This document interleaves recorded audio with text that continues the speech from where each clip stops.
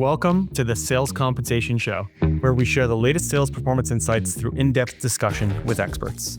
Season 3 of our show is your backstage pass to discovering how today's most successful sales and revenue ops teams support go-to-market strategy and improve sales performance. Plus, we'll explore what we can learn about incentives from different industries more broadly. Subscribe to hear how leaders are unlocking new growth, implementing the latest compensation trends, and their priorities for improving go-to-market performance. I'm your host, CEO of Forma.ai Nabeil Alazzam. Lauren, it's great to have you on the show. Thank you for joining us today. Thank you for inviting me. I'm really excited to be here. I always ask the career question first, and especially with someone with your background, I always find everyone has their own unique perspective given where they started. But yeah, I would love to learn more about how you found your way into the world of sales ops and sales transformation. Yeah. So I think of myself as helping companies achieve sustainable growth by optimizing sales productivity. Right now, I lead sales transformation globally at Okta, and I have had a very portfolio career that I think has actually set me up for success in really interesting ways. So I started out actually in New York City in the fashion industry, and I was doing like pure business development and contract negotiation. I was representing different talent and like hooking them up with contracts with like Procter and Gamble and for like hair and makeup deals. Oh, wow. Yep. And then 9/11 happened and I kind of questioned everything. And I said, I think I want to go back and get my PhD in comparative literature. And so I really thought at that moment that I was going to devote my life to academia. And I did for a number of years, for about a decade. However, at the time, literature was kind of a sadly dying discipline and there were no jobs. So I had to support myself. And so I went across the street and started hanging out with the MBAs. And I said, teach me everything you know. What my super skill is learning. And so I learned case interviewing and I just immersed myself in the world of strategy consulting and reinvented myself as a strategy consultant. And my explicit focus as I went to a boutique firm, was on organic revenue growth, doing everything from building sales processes that mapped onto buying processes to rebalancing territories to building competency models. And ultimately that brought me to enablement. And then via enablement, I've also been in revenue operations for the last 4 or 5 years, not at Okta, but prior to that. So I'm a real systems thinker. And I think that's really the through line through a lot of what I've been able to grit and systems thinking, I think have set me up for success in my current role and career. I would be interested to understand how your perspective and your experience in literature and just having, being kind of the CEO to your point of your own career in the world of academia, what have you found gives you a different perspective than others in the space of sales ops and sales transformation because of that background? Yes, I would go back to the critical thinking piece. So I taught undergraduates and graduate students how to think critically, how to look at a text. And when I say text, it could be a building is a text, right? It's anything that you can read and read into. A deck is a text. A room with political dimensions is a text, right? So always having that critical thinking cap on and being able to really pay attention, get curious, look at things kind of impassively and objectively, and being able to tease out, different nuances and really develop an understanding based on that critical acumen and intellectual focus, I think is really important now. So I would say critical thinking and also, again, systems thinking. So comparative literature is actually a discipline that compares all different disciplines that don't normally talk to one another. So that is very similar to coming in as an enablement professional and building relationships with the marketing team, right? And leaders, building relationships with sales leaders, revenue operations, engineering, data, and really trying to understand how do they operate and what drives them, what motivates them, what their priorities are, and then really trying to think about how do you build an operating system for behavior change and transformation, leveraging these different bodies, right? One of the things I've taken away is how humans, we think about 200 years ago, you just naturally assume that we're just so much more sophisticated. But humans were humans back then. And you read some of this, these works from two, 300, 500 years ago, whatever it is, I think probably the thing that I've taken away is they had the same, similar lives, similar takeaways, and the element of kind of comparing, I imagine, different aspects of literature and bringing it together, I imagine gave you a very unique perspective as you approach the problems that you're facing. I think it does. I will share one thing with you. So, like you talked about, I mean, there's ancient literature, like Plato, wrote all of his dialogues. He wrote this dialogue, I think it's the Phaedrus. I'm like trying to remember. And Socrates is talking about how writing is a technology. The Greek word for that is techne, which means like techne is like skill or technology in ancient Greek. And he says that writing is going to destroy memory. And they thought memory was the most important aspect of the self and like the mind. And he said, if we have things that if we can write things down, people are just their memory is just going to go away. And so you see this playing out today with AI. Like if we just use 100%. AI, our critical judgment, everything's going to go out the window and we're just going to be like these, I don't know, embodied blobs, right? With like no brain, no mind.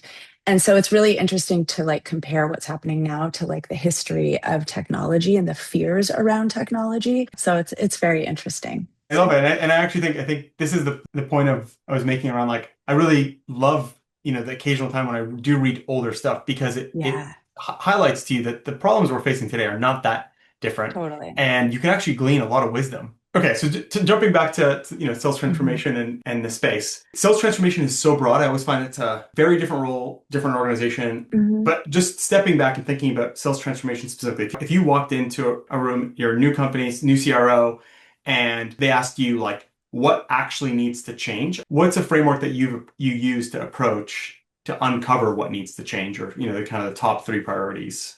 A lot of times this is driven by the board. The board has certain expectations.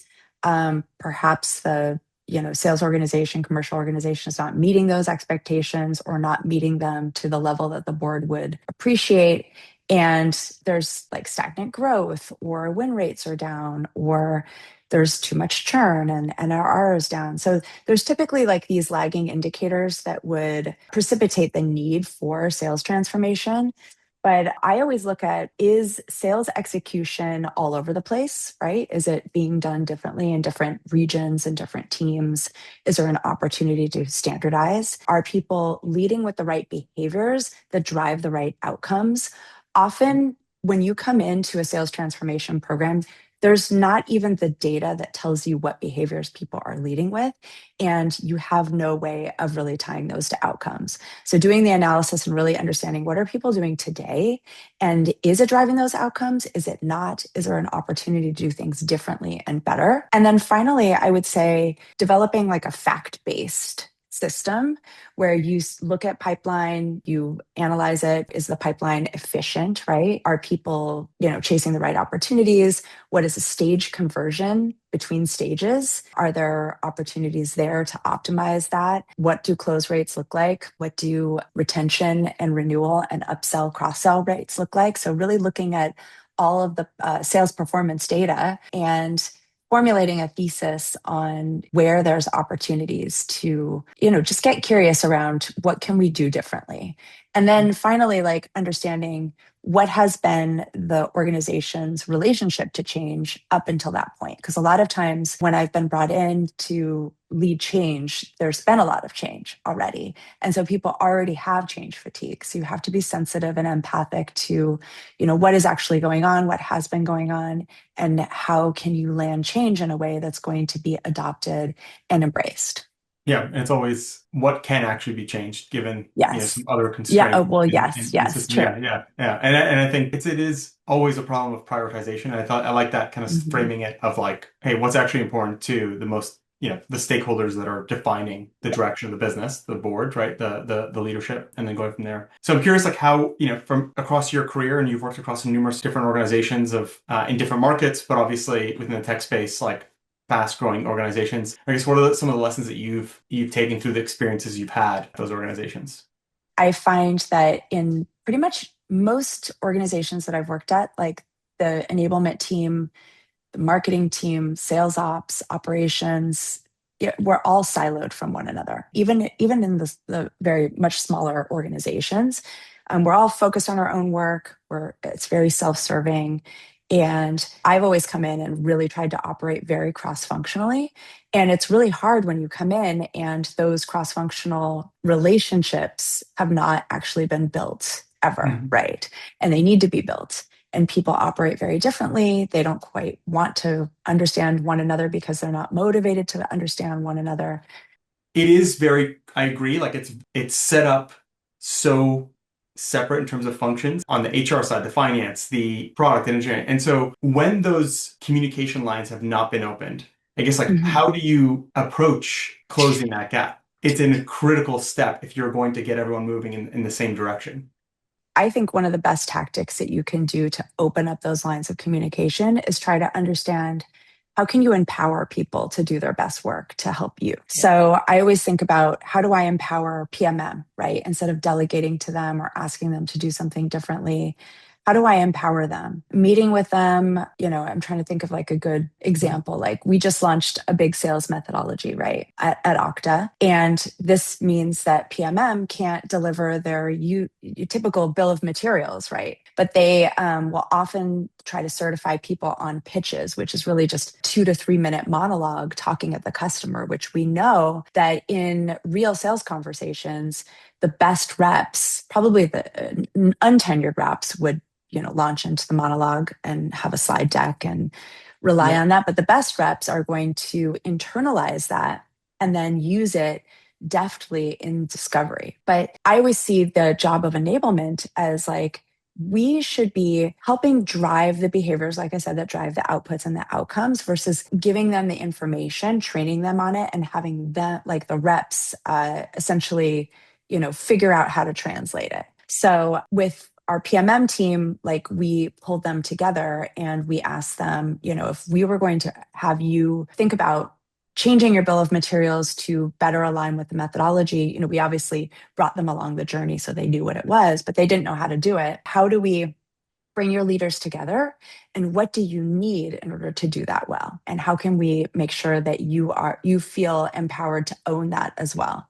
So we've been working with them to do that. They want kind of before and after examples. They want gems that we've built for them to make their job easier.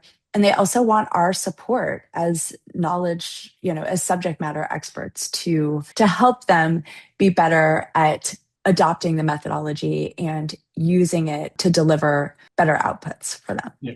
And I do feel like it is getting at the heart of like what are their leaders incentivizing them and individual teams Yeah. and kind of broaching that. Ideally, you have kind of a buy-in from the very top of like, hey, this is a Mhm. single Yes. problem. It's across the board, and we need to be thinking about it holistically. But it's not. It's so easy to be siloed because as through the layers, like different. The PMM team probably reports to someone differently than Yeah. the transformation that you're going through, and so now you have to basically bridge that gap across the board. But through your careers, you kind of have seen organizations do that well versus not. Like, what have been the biggest unlocks to bring people together and actually like move the needle in one direction? So I can't take credit for this because I didn't invent this process, but what I've seen work the best is actually how, are you familiar with force management? Yeah. Great company that offers a methodology called command to the message. They have a tried and true process that they follow that has been proven to work. And it's something that I actually do no matter what the transformation is. And that is starting at the top at your executives, making sure you have buy in with a really strong business case, but also like pulling the executives together cross functionally and essentially aligning product marketing and sales around common messaging, common strategy, and common execution plan. When you have executives bought in and actually actively working through and debating, like, what is our strategy? What is our positioning? What is our messaging? What are we trying to accomplish? What outcomes are we trying to drive? They will sponsor the initiative with their respective teams. Then we take it down one more layer where we get representatives from across the business, but also across all different functions, and pulling them together to basically build out that messaging and Yeah. build out the methodology. And so everyone who's really, you have to very obviously choose those people very wisely and strategically, but those people feel so highly invested in what they've built because they've co-created it essentially. Then you have change agents throughout the entire business, not just in sales, not just in the stakeholder groups that you're trying to train, but like across the business cross-functionally. So that's why when we talk about sales ops and RevOps and technology, data and insights, which is like our business technology team and our PMM team and marketing, their executives are bought in, right? And then you need to go the secondary, tertiary levels and make sure that they understand how to apply and utilize the methodology to do their jobs better as well. That connectivity at the top and then bring like ding Mhm. one layer deeper Yeah, is so critical because you need to get alignment on strategy and objectives. And it really yeah, is a prioritization thing. Like, okay, yeah, this is more important than this, but how much more important? Is it two to right. one? Is it, you know, and then you kind of cascade that down all the way to everything else. I'm curious on something else. So everything comes down to incentives, right? Every team is Mhm. incentivized to deliver something, and if it's like bringing it all together in the hope of aligning those incentives for the bigger business outcome.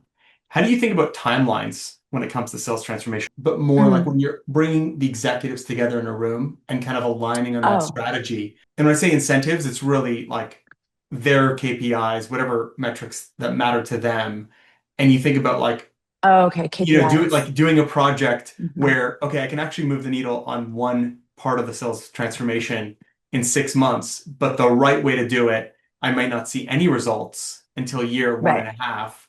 And how do you get people to buy into the different timelines of taking on these big transformations? Something that I do is I always try to bring the executives together to basically co-create the change, what I call the change story vision, which is not just like, hey, we're trying to produce X outcome, and maybe it's 3 years in the future from now, but let's step in that future and let's talk about what that looks like what that feels like, right, Yep. and what we believe.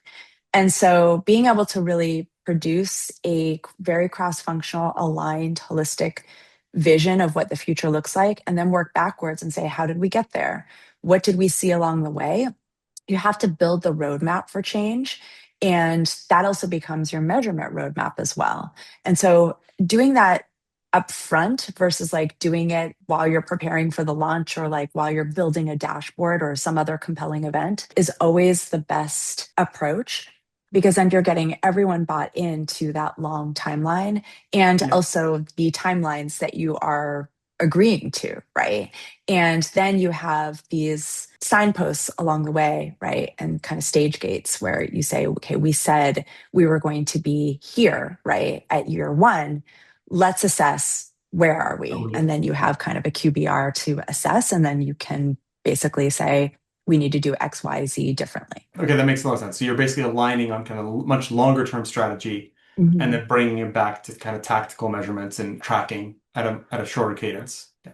Yeah, but I would also say it's not just a long term strategy, because I feel like a lot of people do that. It's really stepping into that future and trying to get like a concrete, tangible, like understanding of what that looks and feels like. So, what are managers doing differently, right? It's not so much like what is an NRR is increased by 25%, Yeah. or like churn is decreased by 20%. It's what does like customer loyalty look like and feel like too. Yeah. So it's getting at that from a very almost experiential, visual, embodied almost experience. So people get really attached to those and invested in those outcomes. Exactly. So it's like on a day-to-day level, this is how we Yeah. want managers coaching Mhm. against these things in the future in order to Yeah. drive these outcomes and then working Right. back from there. Obviously, you think about the path that we're going right now. I imagine, again, AI transformation, like this is like at Mhm. the forefront of everything we're doing. I guess as a enablement and sales transformation professional, sales ops professional, like what should everyone be focusing on right now to ensure that they're future-proofing their careers ultimately?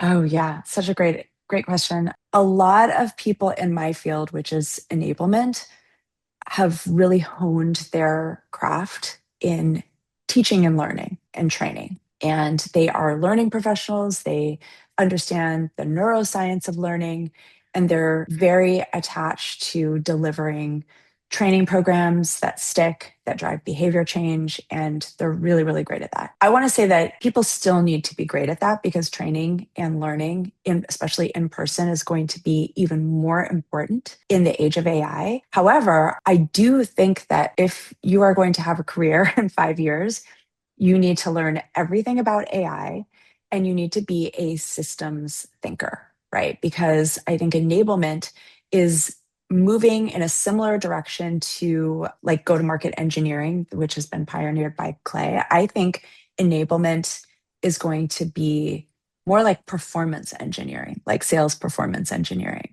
And so you have to understand, what is driving productivity? Where are there roadblocks to productivity across different systems, tools, people, and processes? And how do you optimize productivity and remove those roadblocks and remove things from people's plates that they don't necessarily have to do because it's stifling their productivity? And so I think there's this Gartner stat that people always refer to these days that I think only 27% of a rep's or an AE's day is actually devoted to customer facing and selling activities or revenue generating activity.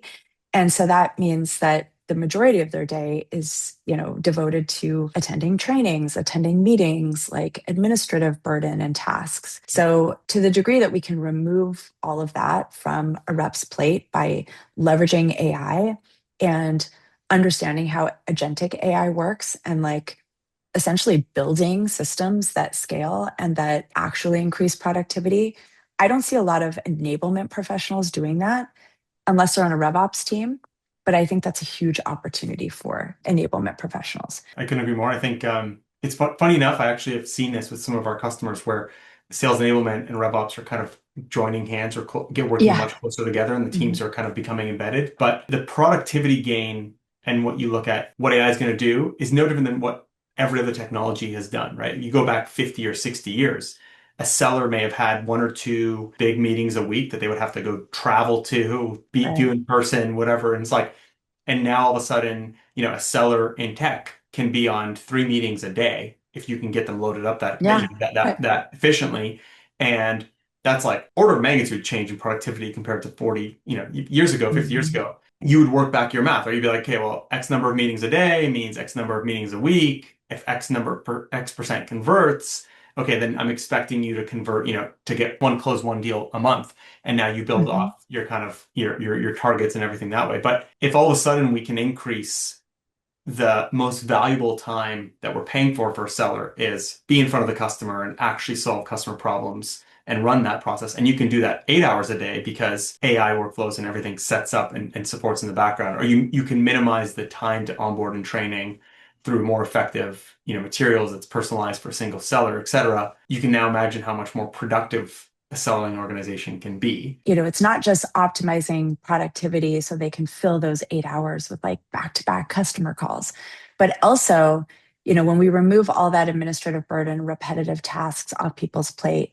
building in focus time, reflection time, critical thinking time, right? So Yeah. they can better prepare for their customer meetings and do better research and leverage all the AI tools to really come up with a point of view that will be disruptive and or provide value for the stakeholders that they're meeting with.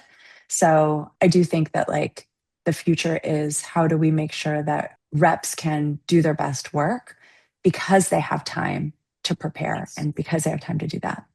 The future of sales is going to be 100% agentic and there's not going to be any sales reps. I'm like, that's crazy. I think salespeople are the Yeah. most like one of the most protected. Like people buy from Yeah. humans. It's an emotional Yeah. purchase, and then they justify with logic. And it's not a cost thing. It never has been, right? Like what I mean by that is, oh, it just gotten, we just increased productivity by sellers, so I'm going to have less sales reps. You're going to be like, no, I can actually now reach more customers. I can Right. create a better experience because if you reduce costs and your competition doesn't, then they're likely going to create a better customer experience and have a Mhm. higher win rate, which is, it always kind of levels out to like, what's the most you can spend to serve and delight customers to solve their problems. And at that point, just by being more productive just means you're able to do more. So I agree with you. It's like maybe even if you have more meetings, you're coming to the customer with a better solution. You put more critical thought in and support. So I 100% agree. I mean, a good case in point of this is like a couple years ago, everyone was talking about automating outbound and like you were able to like scale outbound and it didn't work. Yeah. People still can detect when they've received like 20 emails that were written by AI and like sent by AI, not sent by a human. It's interesting now, like we are seeing the opposite be like the recommended. We're seeing the pendulum swing in the opposite direction where you might use AI to do all your research, but the human is the last mile. And if you can telegraph that you are a human trying to get in touch with another human, your connect rate will be so much higher. So I think it just absolutely bears repeating that like humans are the last mile. Keep humans in the loop. Humans want to buy from humans. I think you mentioned people buy based on emotion and justify after the fact with logic. And it's true because you do use emotion to make a purchase. AI compared to versus human is never going to win, but AI Yeah. enabled human versus just Hmm. human is always going to win because it's so much there's so much information in the world that is Yeah. just not processed when we put something together. And I think the power of AI is you're able to apply critical thinking on a much wider array of information Hmm. to come up with the right solution than you would be able to for the same amount of time, obviously, without. And I think that is going to be the competitive advantage of like, okay, take that time, solve it. I really like the concept of like, use the increase of productivity to come up with a better problem solution, apply critical thinking, because that's worth way more to the customer. It's worth way more to the business. I will also say that I was just at RevFest, a RevOps conference. I would say like the idea that resonated the most out of all of the different talks was taste is your alpha. That sounds weird. But like alpha is this concept of go to market alpha, which is essentially like your moat, like your differentiation, what makes you able to produce results over your competitors. And in the AI era, that's taste and judgment now, right? So the more that you have taste and judgment and you can understand how to like differentiate versus like sounding exactly the same as everyone else, that's going to be the new competitive moat, according to everyone at RevFest. I would agree with that. But the alpha or the taste of like Mhm. being unique and having a very thought through, clearly articulated, differentiated message is important because I don't want to just buy the average, right? Like I don't Yeah. like when people say AI slop, I mean like to me it's just like, okay, if you just take the average, that's not Yeah. better than using the average set of data to compile a unique answer that has had the critical thought and Mhm. time devoted to producing it. Yeah. Yeah, 100%. So I guess like obviously Okta, securing AI, it's you're kind of in the space. So I guess I'm curious, like how are you thinking about AI transformation now that we're on that topic within your organization, within the sales transformation lens that you have? As you mentioned, Okta is now securing AI, which means that they have a unique point of view on the risks of AI that a lot of other tech companies who are not in the security space don't have. I would say Okta is very restrained in how they are delivering enterprise AI across the business. They understand that AI, especially agentic AI, is a huge risk surface because AI agents have the same identity and permissions issues as humans do, right? But they're harder to control. There's a lot of shadow AI, there's a lot of rogue AI agents, and those are very attractive to attackers and hackers to hack into. And so we have been essentially much slower to adopt things like vibe coding tools and even Claude Cowork than other companies, I would say, because of that. That isn't to say that we aren't innovating, but it has been a little bit harder for us to scale some of those innovations across the business. So we have a few of our sales engineers who've been able to develop some brilliant tools that we want to use that help bridge the gap between account planning and actual sales execution. And or we had an SE like build a whole digital sales room mutual action planning tool that's rooted in our methodology, but we haven't had the opportunity to actually scale these innovations to the rest of the business, which I think makes us very, very different and somewhat laggards in the AI transformation space. So we are proceeding with caution, but this just means that been able to really prioritize the investments and innovations that are going to matter the most to our transformation and drive the most impact, and really focus on a few that we feel very confident in versus like letting everyone loose and everyone kind of building everything on their own.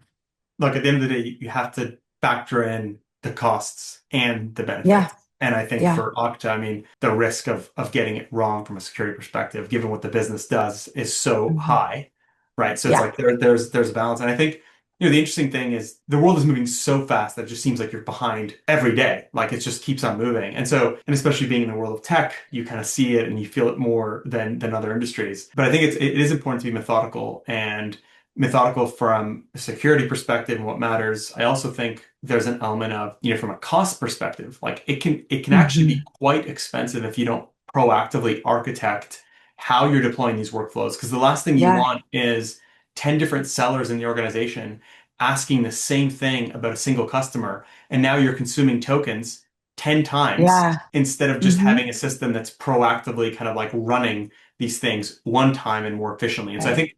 think both from a cost and security perspective, a lot of effort needs to be put into architecting the way that we engage. And I think for, different businesses, different risk tolerances, you may be able to be more aggressive with how use it, the agentic like layer. But for some businesses, it's too risky. The infrastructure is not fully built up and there's still a lot that has to be done. And I'm saying this from a perspective of like Forma.ai started 2016. The foundation of go-to-market data is the data. And there's an Hmm. element of like a lot of the work that we did early on was just defining the data model so that when you're applying AI, you can confidently say, oh, this data should not be ever accessed by this person. Yeah. And like the amount of effort it took for us to do that data layer was Hmm. the harder part and way Oh, longer. yeah. And I think that, most organizations have to go through this transformation internally to figure out where they can actually confidently apply AI without taking massive risk. Oh, 100%. Like role-based access and permissions is so important. So you have to get that data layer right in order to, essentially define those role-based permissions for sure. I wanted to switch over to our fun segment, and I think, Yeah. to me, again, given your unique perspective, your background, your career, like the different organizations you've worked with and had an opportunity to kind of scale with, I love to get your perspective on a common misconception or like a myth that you hear in the world of sales comp and sales ops. I think the myth that I want to discuss is this notion that's very dear to RevOps teams, where activity is a proxy for results and performance. And so RevOps is like they passionately want to measure activity, pipeline touches, emails that go out, multi-channel prospecting, how many S2s do we have, right? How many discovery calls, so there's like this idea that like if you codify a performance system based on activity, that will yield results. But as we just mentioned, the strongest, best reps out there, they're going to conserve a lot of their energy, right? And really focus on the things that they feel the most confident in are going to produce the results. And it won't necessarily like be spray and pray or like doing more activity. It'll be focusing on the right activity, on the high value activities that they feel very confident are going to yield those results. So I've always seen this lack of alignment between, who's the top on the leaderboard for the activity and who's actually yielding the best results. Because the best reps, they have an understanding of like, they're really clear on what they need to do, and they will really focus their efforts and redouble their efforts on the things that they know they need to do in order to achieve those results. So I would say activity tracking as a proxy for performance is a myth that I would like to dispel. And I think it's also going to get even more truthful in the age of AI, because you have reps with AI tools learning how to scale their own systems and be more productive. And it's not necessarily doing more activity. I do agree on the premise of like your best performing reps are almost always optimizing their time Exactly. to a level and a degree that like is surprising. It's all in some cases like you look at them, you're like, oh, like this is actually like the least motivated person on your team. When in reality, they're just they're very selfish with like how much time they have to consume, Yeah. and Yeah. that's it is actually important. And you want that. You want them to be thinking about what matters to them. I'm curious, how do you take that a little bit of the art, right? Like these sellers are able to go into that meeting, understand Mhm. exactly, is this worth it? What are the questions I need to ask? Like, how do I run this discovery more efficiently to be able to uncover if this is an opportunity worth pursuing? And then afterwards, of course, the best sellers know exactly who to pursue and who to talk to, and they just navigate it very differently. So how do you take that art and like codify it to be able to enable the rest of the organization? I mean, that's the hardest part, right? Of any enablement, I would say, of like Yeah. understanding exactly what that art is that these reps are doing at the top. Yeah. We have to identify who the high performers are, right? Who are the Mm. highest performers? What are their winning patterns? Like, what are their things that they do every day? What are their habits, essentially, and behaviors? And then you have to ask yourself, or we have to ask, are those behaviors actually scalable across the organization? Do they make sense across the different segments that we're trying to enable? But they need to also be tied to the outcomes that we're trying to drive, right? But I do think that, you need to interview and understand your best reps. You also have to interview and understand the average and lower performing reps to understand, are they not doing those things, right? That the best reps are doing. And again, like, I think when you have an understanding of those winning patterns that are working for the best reps, that becomes a virtuous cycle that you can scale because people want to do what Yes. the people who are winning do, right? And they want to understand, what is the DNA of success and how do I do those same things? So if you can deliver programs and winning patterns, like I said, that are really rooted in, what people are doing, you get the social proof. You can take advantage of them to, train others because people like to learn from people, and oftentimes peers, salespeople like to learn from their peers versus from enablement professionals. And yeah, I mean, scaling what is working in the organization and then always building upon that and refining it, I think is a great formula for success in enablement. On the other side, I guess, is there a specific metric that you find, like a single metric that you find sales leaders obsess over that has the weakest relationship to actual performance? The ones that I'm thinking of, like pipe coverage, number of, S2s, I think those are all valid metrics. Win rates, average sales price. I can't think of one where I'm like, oh, I wish they wouldn't focus on that. There are like enablement metrics that I would say that enablement leaders want to focus on that I think are not grounded in the reality of sales performance. So like tool adoption is one. Yes. I Yeah, okay, that's perfect. Um, Yeah. so I would say that, a lot of enablement teams are really focused on covering their own CYA. So, Yeah. like Yeah. making sure that they have a raison d'etre, right? So they're like, oh, we're measuring tool adoption or we're measuring methodology adoption. But if you're not measuring actual baseline and behavior change over time, and then Yeah. showing how those behaviors are leading to the leading indicators that lead into the lagging indicators. You need to tell a story of impact versus just focusing on discrete metrics that are self serving. I use the example of like tracking activity, and you think about developers, right? If you're actually Yeah, tracking lines of code, it's the worst metric because right, actually the best code is the minimum amount of lines of code written right. to solve the Yeah, problem.